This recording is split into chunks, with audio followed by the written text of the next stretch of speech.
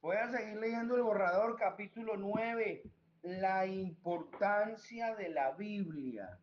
La Biblia acá es igual al poder de Dios, puesto a nuestro alcance, a nuestra disposición. Préstele atención a esto, por favor. Al término de nuestra novena semana de revelación divina, hemos analizado los mecanismos que utiliza Satanás para desvirtuar el plan de salvación, la adoración a Dios y el servicio que debemos prestarle a nuestro Padre Celestial con nuestras vidas, conforme a lo establecido en las Sagradas Escrituras. Desde la creación de la primera pareja en el huerto del Edén, la Biblia nos muestra cómo Satanás se ha dedicado a anular el plan y el propósito divino en la creación del ser humano. En Mateo capítulo número 4 y Lucas capítulo número 4, nuestro Señor Jesucristo se somete a ser tentado por Satanás para poner en evidencia ante nuestros ojos cómo opera el diablo.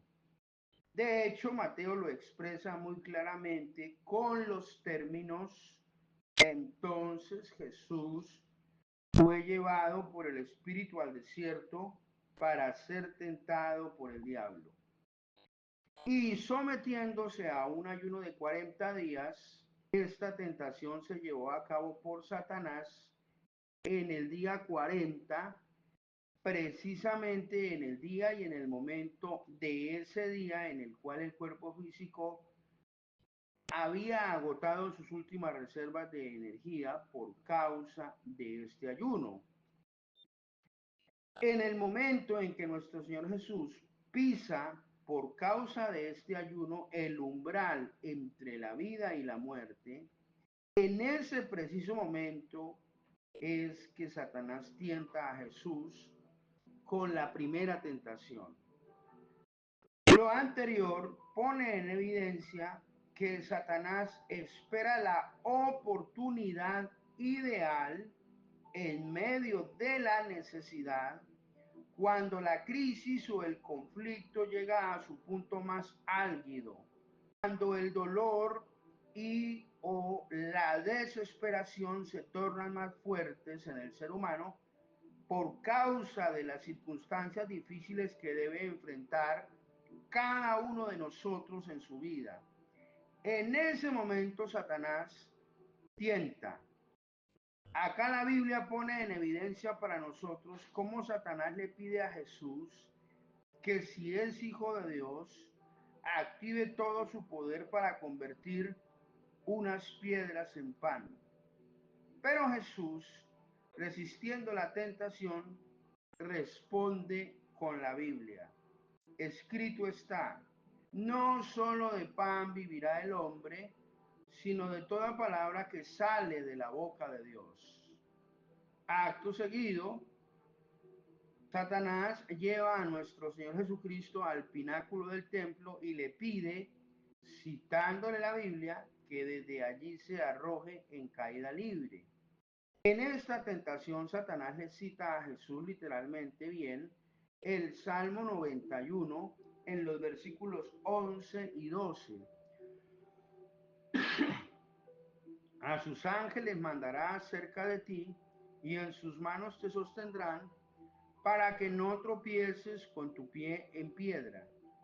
Estos pasajes literalmente están bien citados textualmente, pero no pueden ser aplicados a este contexto porque las piedras no flotan en el aire.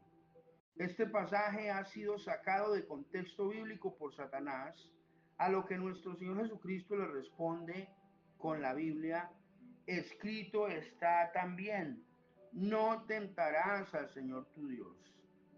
Estos dos pasajes están escritos en el Antiguo Testamento, en el libro de Deuteronomio capítulo 6 y capítulo 8.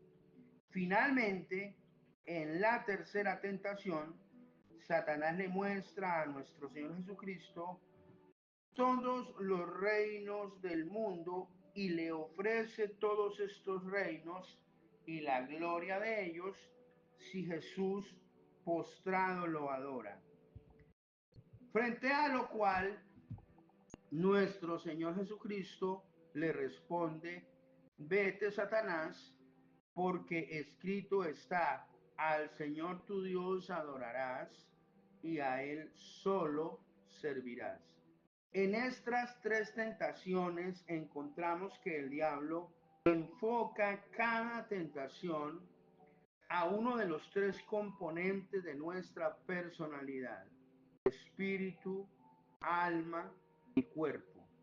La primera tentación está enfocada al cuerpo físico, esperando durante 40 días a que él tenga hambre, a que el hambre haga pisar a Jesús el umbral entre la vida y la muerte.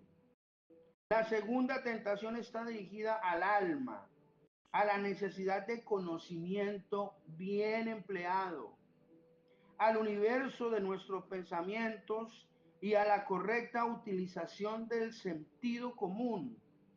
Y la tercera tentación está focalizada al espíritu, al universo de nuestros sentimientos y emociones.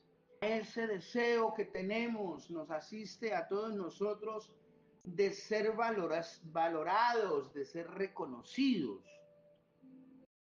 En la Biblia se nos muestran por separadas estas tres tentaciones y cómo nuestro Señor Jesucristo responde a cada una de ellas sin activar su poder como Hijo de Dios, citando la Biblia como Hijo de Hombre en Deuteronomio capítulo 6 y capítulo 8.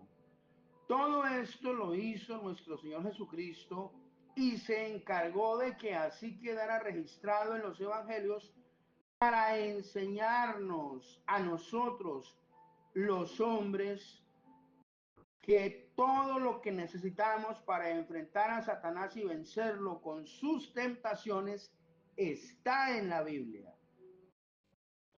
Es por ello que con urgencia, como cristianos, necesitamos el conocimiento pleno y absoluto de la palabra de Dios, con su interpretación correcta en cada pasaje, sobre la base de que nuestro sentido común sea dirigido por el Espíritu Santo de Dios. Su merced, esto no es creerlo por fe. Para creerlo hay que interpretarlo, y estoy haciendo referencia a la información de la Biblia, y hay que interpretarla con sentido común. Pero ese sentido común tenemos que sujetarlo en oración a la presencia del Señor. Bueno, lo voy a seguir leyendo acá. Es por ello que con urgencia como cristianos necesitamos el conocimiento pleno y absoluto de la palabra de Dios, con su interpretación correcta en cada pasaje, sobre la base de que nuestro sentido común sea dirigido por el Espíritu Santo. Esto es, que nuestra fe debe tener sustento en la información bíblica interpretada con sentido común bajo la dirección del Espíritu Santo. Es por ello que debemos orar al leer la Biblia, o leerla en oración con humildad y dependiendo totalmente de la dirección divina para poderla entender e interpretar correctamente. El gran problema de la iglesia es que está entendiendo la Biblia. Sí, pero la está entendiendo mal. Y al entenderla mal, la interpreta mal, y al interpretarla mal, la aplica mal. Más adelante explicamos esta dinámica, cómo se desarrolla. Este tridente de fe, Biblia y sentido común,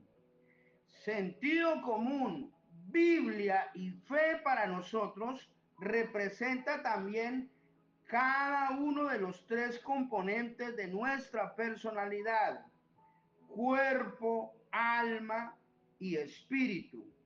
Nuestro cuerpo está representado por la Biblia en este tridente, pues la Biblia es lo físico, lo que vemos, lo que leemos, lo que oímos.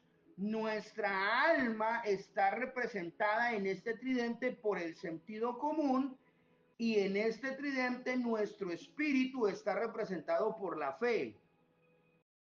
Pero volvamos a la tentación. Nuestro Señor Jesús enfrenta cada tentación por separado, porque cada tentación está enfocada a un componente de nuestra personalidad. La primera tentación está enfocada al cuerpo físico. La segunda tentación está enfocada a cómo manejamos la información intelectual, el conocimiento que tenemos, o sea, a nuestra alma. Y la tercera tentación está enfocada a nuestro espíritu, a cómo manejamos nuestras emociones dentro de nuestra escala de valores. Para cada uno de nosotros, estas tentaciones representan las partes de un todo que Satanás sabe manipular, sabe armar con maestría para que sus tentaciones surtan un efecto contundente. Analicemos con detalle el proceder de Satanás en cada una de estas tentaciones, y esto nos proporcionará información que necesitamos, primero para saber cómo opera él, y después para enfrentarlo y saber cómo vencerlo con la información que nuestro Padre Celestial nos proporciona con las Sagradas Escrituras. Esto que les estoy explicando es revelación divina. Mire, en este punto de la reflexión, entendamos este principio espiritual. A Satanás se le enfrenta y se le vence es con el conocimiento de la Biblia y su correcta interpretación y aplicación en nuestras vidas, en cada una de nuestras circunstancias. Para eso nos ha establecido nuestro Padre Celestial a nosotros como Iglesia de Cristo sobre la faz de esta tierra, para enfrentar al diablo y vencerlo con la Biblia. Es por ello tan importante analizar con detenimiento la información que la Biblia nos proporciona acerca de cada tentación. En la primera tentación, Satanás espera durante 40 días. Espera el momento oportuno para atacar. En el día 40, cuando el Señor Jesús pisa el umbral entre la vida y la muerte por causa de este ayuno, cuando está agotando sus últimas reservas de energía y está a punto de morir de hambre por inanición, en ese instante Satanás ataca. En ese instante aparece Satanás con su tentación. Aparece cuando la necesidad es más grande, cuando el dolor es más intenso, cuando Jesús llega al punto de máxima crisis. En este momento viene la primera tentación. En la segunda tentación utiliza la Biblia, el contenido de la información bíblica literal y textualmente bien, pero mal aplicada. Eso nos muestra que Satanás sabe de Biblia, o por lo menos se la sabe de memoria, aunque no la pueda interpretar. Este conocimiento textual de la Biblia es el que Satanás utiliza en la segunda tentación al citarle a Jesús el Salmo 91, versículos 11 y 12. Y en la tercera tentación le ofrece a Jesús todos los reinos de la tierra, afirmando: porque a mí me han sido entregados, declara el Evangelio de Lucas. La pregunta aquí que aparece en nuestro sentido común es: ¿y quién se los entregó? La respuesta nos la da Génesis capítulo 3. Adán y Eva al caer en tentación y de esta manera someterse a la voluntad del diablo en el huerto del Edén. Puntualicemos la forma como opera el diablo en la vida de cada persona con sus tentaciones. Primero, él espera el momento oportuno, el punto de mayor crisis, para citar la Biblia textualmente y ofrecer algo. Tome nota, por favor. Esto es revelación divina. ¿Cómo ataca el diablo? Usted tiene que saber cómo ataca para saber cómo defenderse. Entonces le estoy diciendo, siempre Satanás primero espera el momento oportuno, o sea, el punto de mayor crisis. Y en ese momento Satanás cita la Biblia textualmente. Recuerde que se la sabe de memoria. Cita la Biblia textualmente y citando la Biblia textualmente ofrece algo.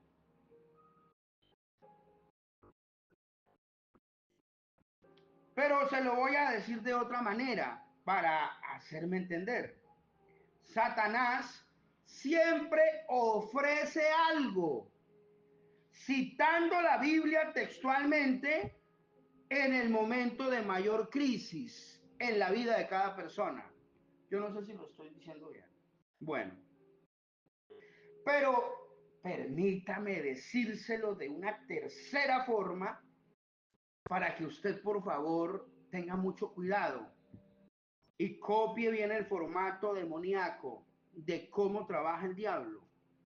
Satanás sabe manipular la Biblia textualmente ofreciendo algo en un momento de crisis.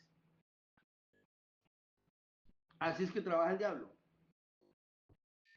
Esta es la dinámica que siempre ha utilizado el enemigo de nuestras almas para tentar a todos los seres humanos, pero sobre todo a la iglesia de Cristo. El objetivo de Satanás con la iglesia, con la iglesia o con todo ser humano, pero sobre todo con la iglesia, es esclavizarla, engañarla y hacerla caer en un sistema religioso, oiga, que vive citando textualmente la Biblia sin saberla interpretar con sentido común bajo la dirección del Espíritu Santo. En este sistema religioso al que hago mención, la Iglesia de Cristo cita bien la Biblia, pero la aplica mal y cree que le sirve a Cristo sencillamente porque cita la Biblia, pero realmente, oiga, en muchas ocasiones, incluso citando la Biblia textualmente bien, le está sirviendo es al diablo, porque no la interpreta correctamente. Con esto lo que logra Satanás es llevar al cristiano de regreso a Génesis capítulo 3, donde le ofrece algo, citándole textualmente la palabra de Dios mal interpretada en medio de su universo de necesidades. Con que Dios os ha dicho, note usted que siempre el diablo ha citado lo que Dios dice. Eso fue lo que le dijo a Adán y Eva en el huerto de él, con que Dios os ha dicho. Y de esta forma, la iglesia, sin ser consciente de ello, no solo por su ignorancia en la escritura, sino porque lo poco que sabe no lo interpreta con sentido común bajo la dirección del Espíritu Santo. Es muy común en los círculos cristianos decirle a la gente, créalo por fe, hermano, créalo por fe, hermana. Usted sujétese y obedezca. No pregunte nada, no cuestione nada, obedezca, que la obediencia Dios la bendice. Su merced, tenemos que entender qué es lo que estamos obedeciendo. ¿Por qué lo obedecemos? ¿Para qué? Esto no es ahí zombies con la Biblia en la mano. No, señores. No, señoras. Nuestra misión como Iglesia de Cristo es romper con esta dinámica satánica en nuestras vidas y la única forma de hacerlo nos muestra nuestro Señor Jesucristo a través de estas tentaciones en el desierto. Oiga, es utilizando correctamente la palabra de Dios. Pero para utilizarla debemos conocerla, estudiarla, meditarla y aplicarla a nuestras vidas en todo tiempo y en cada circunstancia. No existe otra forma. Pero sobre este particular, precisamente esta semana, también hacíamos un diagnóstico de la realidad de la Iglesia de Cristo. Concluimos acá que la Iglesia de Cristo adolece de un mal crónico que a Satanás le encanta: la ignorancia de la Biblia. El cristiano nominal es ignorante en la escritura, no la estudia con disciplina. Eso la gente puede, se conecta al devocional. Si puede, si no puede, pues no. La gente si puede, va y si le queda un tiempito, va y se postra en el secreto de su aposento y habla con él. Si no, pues no. Tanta cosa. Si Jesús ya entregó su vida por nosotros en la cruz del Calvario, hermano. Hermana, usted no necesita hacer nada. Ya Jesús lo hizo todo. Eso es mucho lo que se le enseña a la gente. Aquí sí o sí hay que conocer Biblia. Hermana Alicia, Angélica, Eva Luna, no, hay que conocer la Biblia de cabo a rabo, de Génesis a Apocalipsis. Hay que conocer la Biblia. Dejar nosotros de depender de que el pastor explique la escritura, que sea el maestro del instituto bíblico el que nos la enseñe. Hermana Flor, Karinita, hermana Miriam, dejar de depender de los hombres e ir directamente a la presencia del maestro de maestros en oración, con la escritura en la mano y con lágrimas en los ojos, decirle al que creó la Biblia: enséñame tú a mí. Este devocional es para explicar eso, es lo que me pasa a mí y es lo que yo quiero transmitirle a ustedes. Pero el cristiano nominal es ignorante en la escritura, no la estudia con disciplina, no hay un compromiso en serio en la vida del creyente frente a la Biblia. Por ahí la tiene, sabe que por ahí la tiene, pero no sabe ni en dónde. Pero por ahí la tiene, ¿sí? Oiga, personalmente conozco cristianos que pasan los años y nunca han leído la Biblia de Génesis a Apocalipsis. Confunden los pasajes bíblicos, confunden la cronología de los acontecimientos bíblicos. Oigan, los principales acontecimientos bíblicos. La mayoría no saben, por ejemplo, información tan básica de la Biblia como qué fue primero, si el diluvio universal o la torre de Babel. Y tampoco conocen las razones divinas del por qué ocurrieron cada uno de estos acontecimientos. El cristiano nominal conoce algo muy superficial de la información de Génesis o de los evangelios, de los salmos o de los proverbios, y algo aún más superficial y liviano acerca de las epístolas de los apóstoles. La verdad sea dicha, no sabe nada del libro de la Biblia como Lamentaciones o el libro de Apocalipsis, porque el simple nombre del libro les causa temor. Reconozcámoslo de una vez. La Iglesia de Cristo es muy liviana en el conocimiento de la Escritura, y esta es la razón por la cual Satanás puede citarle textos bíblicos sacados de contexto en medio de su necesidad para ofrecerle algo, y el cristiano liviano en el conocimiento de la escritura fácilmente cae en tentación.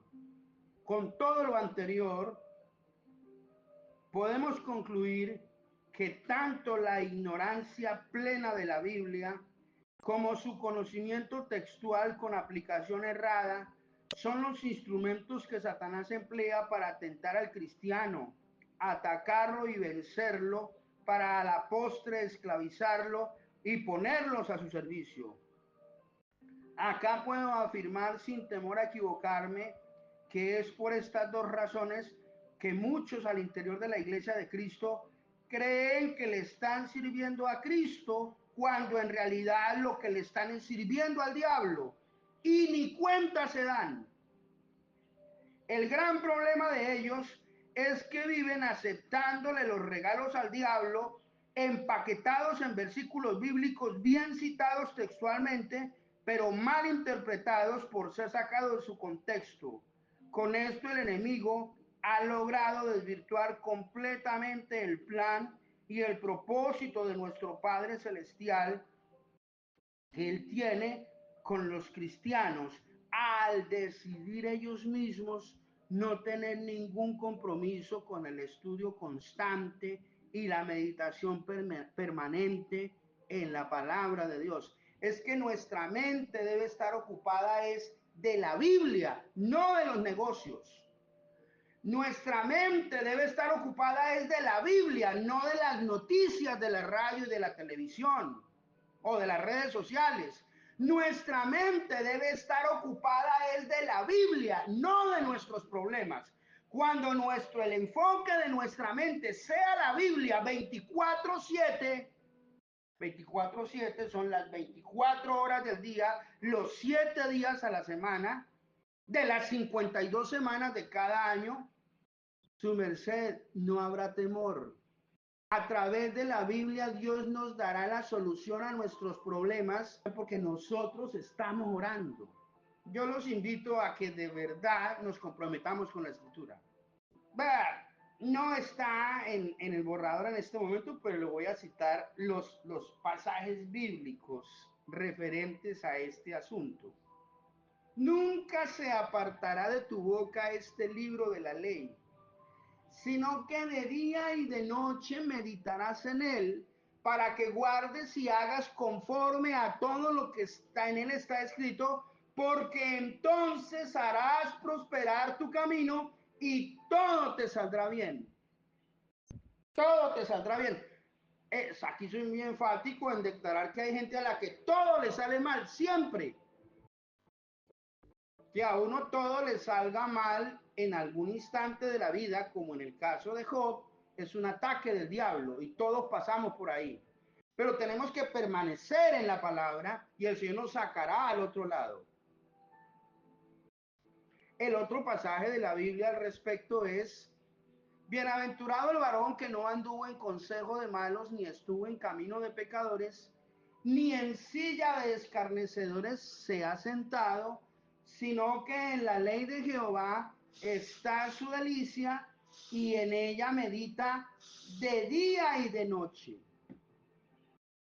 Será como árbol plantado junto a corrientes de aguas, que da su fruto a su tiempo, su hoja no cae, y todo lo que hace prosperará. Es la vida mía. He tenido todas las dificultades, pero todo lo que he hecho en mi vida ha prosperado, porque he vivido mi vida conforme a la palabra y yo medito en la vida. Yo no sé decir otra cosa.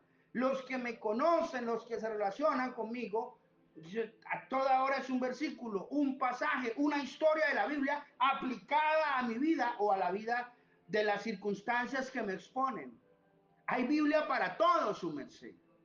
Entonces, para poder seguir leyendo, quiero que quedemos en este punto de la reflexión, es: no se enfoque en las riquezas, ni se enfoque en sus problemas, no se enfoque en las malas noticias, ni en lo que digan las redes sociales. Su atención debe estar en el contenido de la Biblia. No piense en sus problemas, piense en la palabra, medite en ella. Y meditando en la palabra, el Señor le va a dar la solución, la salida al problema. Meditando en la palabra evitará que venga el temor, la angustia, el afán. Una palabra que no me gusta mucho porque no la sé pronunciar, el desasosiego. ¿Ya? Y estaremos firmes. Pero hay que ir a la palabra. ¿Qué hacemos? Es lo que la iglesia no hace. Es lo que la iglesia no hace. Pero yo voy a seguir adelante.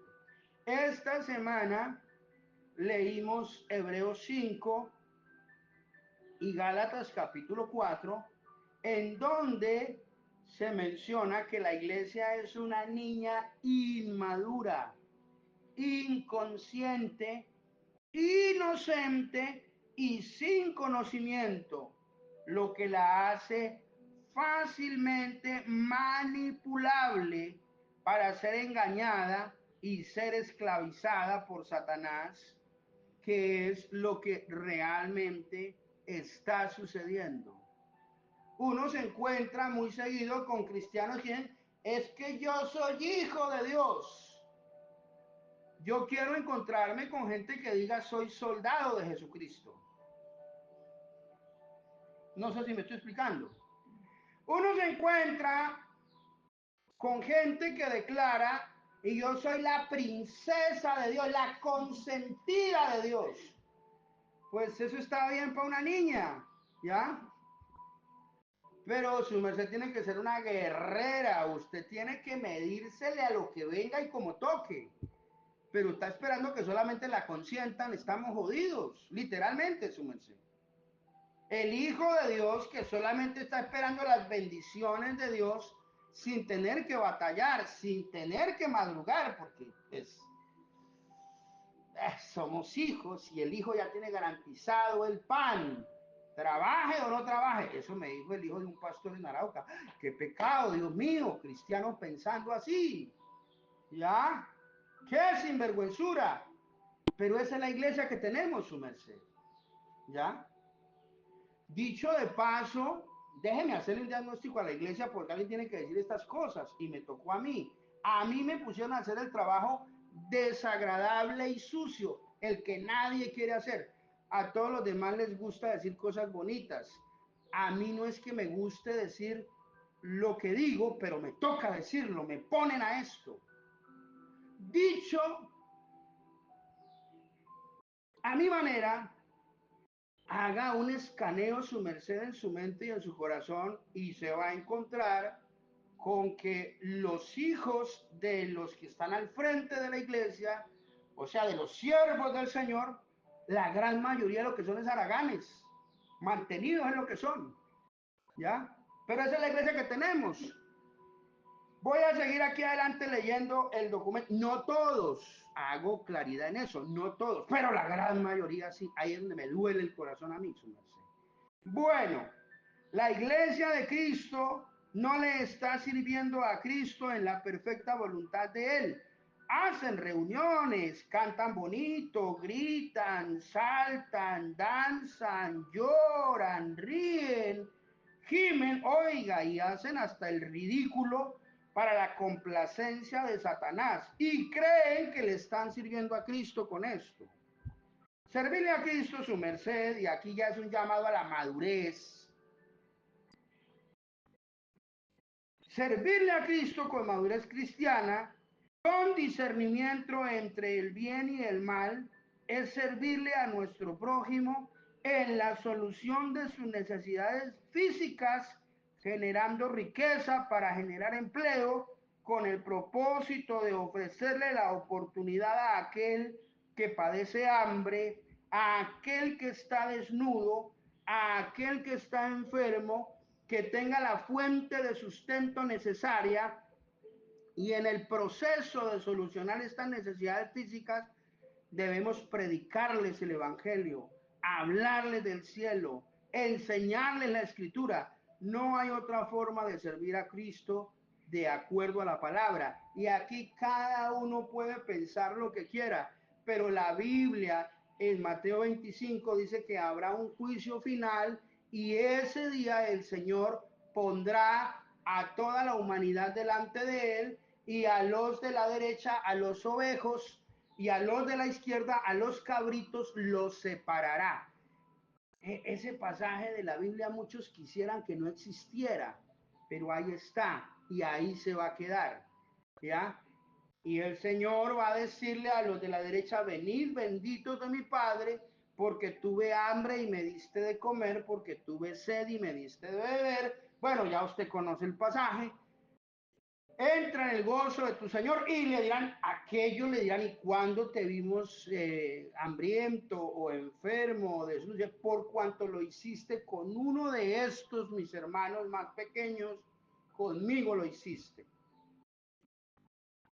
Y a los de la izquierda, a los cabritos, el Señor les va a decir: apártense de mí porque tuve hambre, porque, bueno, todo esto igual, las mismas palabras. Señor, pero nosotros no te vimos así nunca. Y el Señor le dirá: porque no lo hicieron con uno de estos pequeñitos, mis hermanos, conmigo no lo hiciste. Y los manda al infierno.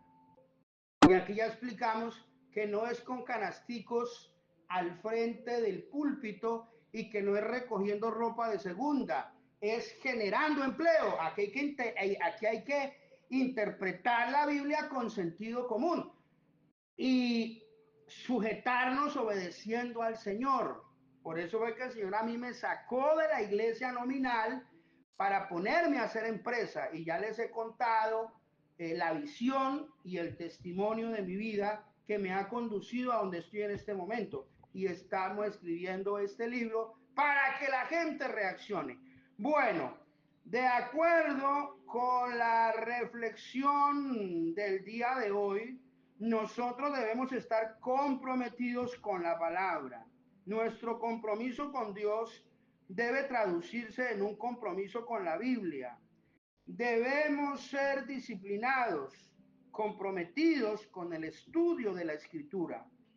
Hoy tenemos el privilegio de tener a nuestro alcance la Biblia. Otras generaciones no la tuvieron. Hoy tenemos el privilegio, usted y yo, de saber leer. Otras generaciones vivieron en las más profundas tinieblas por causa de su ignorancia. Nunca aprendieron a leer y a escribir, no había esa posibilidad. A usted y a mí nos parece normal que un niño hoy de 6, 7 años sepa leer y escribir en pleno siglo XXI y en el siglo XX. En el siglo XVII, en el siglo XVI, en el siglo XV, en el siglo XIV, había gente de vieja que moría, que no aprendía a leer y a escribir porque no se había universalizado esto de la educación básica.